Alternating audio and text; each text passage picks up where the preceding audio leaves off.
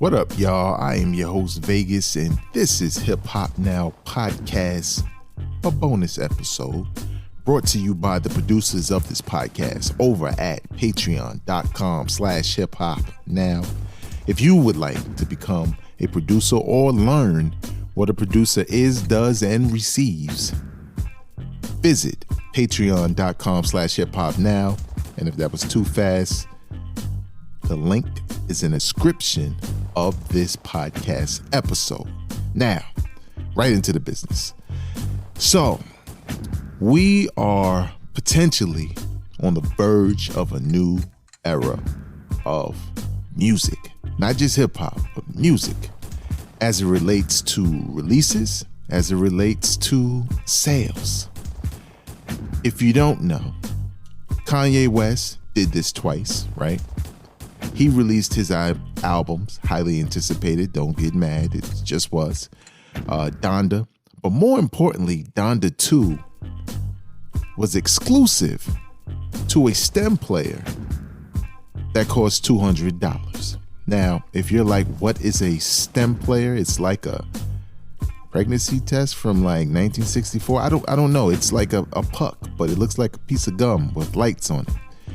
Nevertheless, it's like this player, but it was the only way you can get the album. Now, when I say the only way you can get the album, doesn't mean it won't eventually turn up on streaming services. But the point of the matter is at the point of release, when people were interested and wanted to know, in a day and age in 2022, if you're from the future, you know what to do, get your ass out of here, bars. But they couldn't turn to their favorite streaming service to listen to Kanye West's Donda 2. They had to purchase the $200 stem player, meaning you've paid $200 to hear Kanye West's latest album. And he sold a number of them, made a couple of million, I believe 2 million in like 24 hours, 48 hours, something like that. Ridiculous. Much more money than if he put it on all streaming platforms. Way more money than if he put it in the stores and it was on CD or whatever, because you got to give people all kinds of cuts and record label cuts and blah, blah, blah. Smart business move. But what does that do to the fan base? Exhibit B. Black Star released their album, Black Star being Talib Kweli and Yasin Bey, formerly known as Mos Def, released their album in 1998. At one point, it was the only group album from those two. One album in 1998. You had solo Talib albums. You had Reflection Returnal with Talib and High Tech. You have solo projects from Mos Def. But you just didn't get another Black Star album until now. 20-something years later. Talib Kweli and Yasin Bey just released their new album, the follow-up to their 1998 album, No Fear of Time, which is sort of dope, metaphorically, when you think about it. Produced entirely by Madlib. No reason why any hip-hop head should not be interested in this, regardless of the time it took to get to it. But you could only hear it when it released on a podcasting platform called Luminary.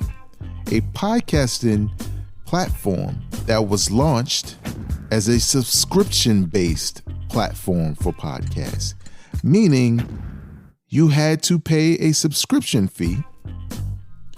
And we're talking about what? I think the lowest is like $2 or $3 a month, something like that. Okay, no biggie, but whatever. You had to pay for this subscription fee to Luminary in order to hear the album. Why? Because the album, at least currently, is not featured on your streaming platform of choice. So what does that say to the fans? Now, granted, of course, there are fans who just signed up because they wanted to hear it. right? But at the end of the day, what does that do to your fan base? Similar to Kanye West. Business or the fan base? Business or the fan base? Now, I'm not no businessman. I know a little bit. I like to follow the business of hip hop as well. I also like to follow the fandom as a fan of hip hop. And I understand both intimately, right? But what bothers me just a little bit about that is the fact that I want to hear Donda 2. I want to hear Black Star's album since 1998, 20 years in the making, in the waiting. But I don't want to pay for a thing in order to get them. Because most people, I believe, would pay $20 if the only option they had to listen to this album was to buy it digitally. Now, you kind of zero out the curious people because they say, I'm not paying anything. Whether I get a podcasting subscription or a rubber gum puck to play the music, I'm not paying anything. I'm just curious. I already pay for a subscription to Tidal, Apple, Spotify, and everything else, and it gives me access to all this music. Why should I pay a separate fee to access yours when I can access your 1998 album, which I already know is probably dope? That's how some fans will think about it. But me personally, I'm the fan that kind of feels like, well, I'm saying, like, there's the other side of the internet. Somebody will get it. Somebody will upload it. We all will have it. Now, this is not to say that neither of these albums will ever see the light of day on streaming services. That's just not true. But it's a strategy in some ways for a lot of artists, right? There's some artists who've built the strategy of my album's releasing, but it's releasing on my website first, where you can download directly from me and you have the album, the end. Or you can go to Bandcamp and you can buy it straight up or stream it from there. Maybe the cut's bigger, I don't know, the end. But this is a little bit different. Because why do I have to subscribe to a podcasting platform when we've been getting podcasts for free just to get your podcast with your music? What if you are not connected to hip hop the way you used to be back in 98 and you just so happen to hear, listening to Hip Hop Now podcast, of course, that Black Star has a follow-up? Finally, you might just take off your business suit and say, I'm going back to 98 when I used to be all into hip hop and raucous records and blah, and I want this. And you're like, wait, I can't just go to the store and buy it? I can't just stream it on Apple Music? I got to pay for a subscription to a podcasting platform in order to get it? Come on now. What are we doing? What are we doing?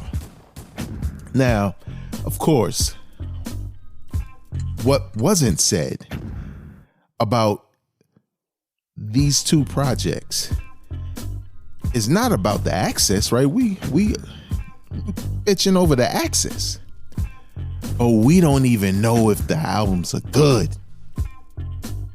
So you telling me I have to buy into a subscription service for podcasts for which I will probably never use beyond this, just so I can access an album that I don't even know is good or not?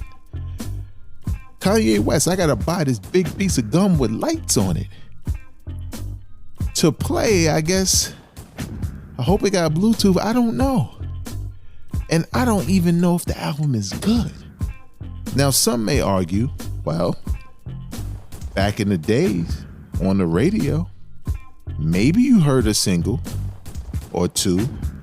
Maybe you saw a video on TV or two, and you just had to take the leap and go buy the album if you like what you heard.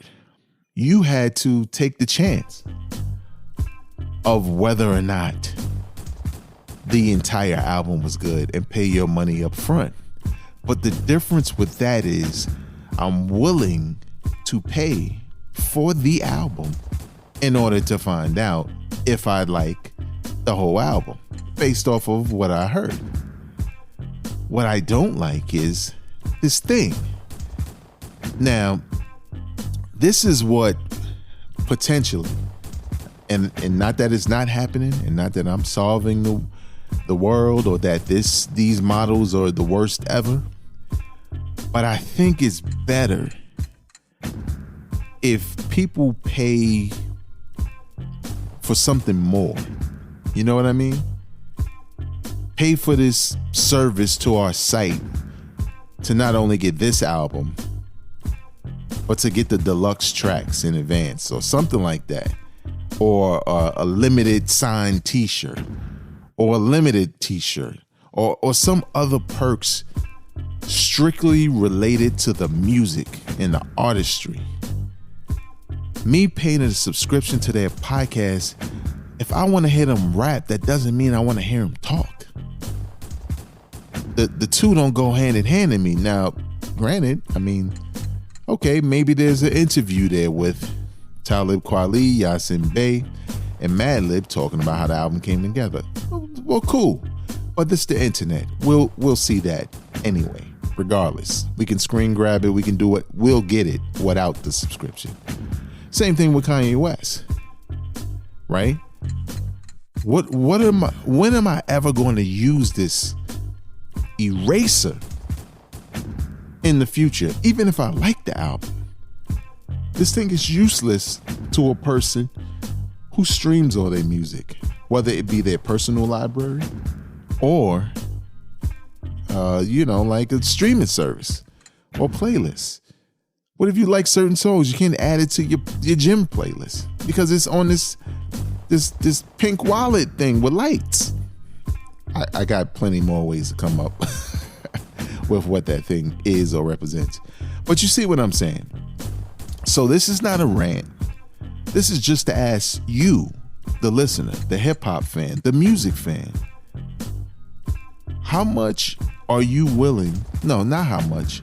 What are you willing to pay for in order to hear the latest project from your favorite artists? Does it have to be connected to the album in some way? Or can it just be some form of trinket that maybe you'll never touch it?